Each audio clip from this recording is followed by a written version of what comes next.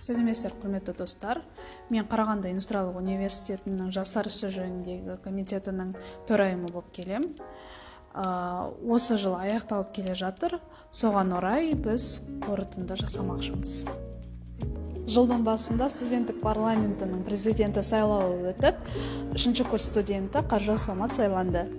Шілде айында Қазақстан Республикасының ғылым және жоғары білім министрі Саясат Нұрбек Қарағанды индустриялық университетіне келіп, 2023 түлектерінен диплом табыстап, және де дөңгелек үстел өткізді. Студенттік парламент мүшелері Астана, Атырау, Шымкент қалаларында өткен форумдарына өте белсенді қатысты.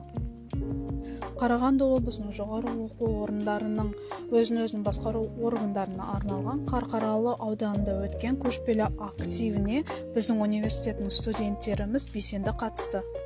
Оқу жылына басталуына орай салтанатты жиын өткізіліп, 1-ші курс апталығымен Let's Dance бірге билейік дискотека кешені өткізілді.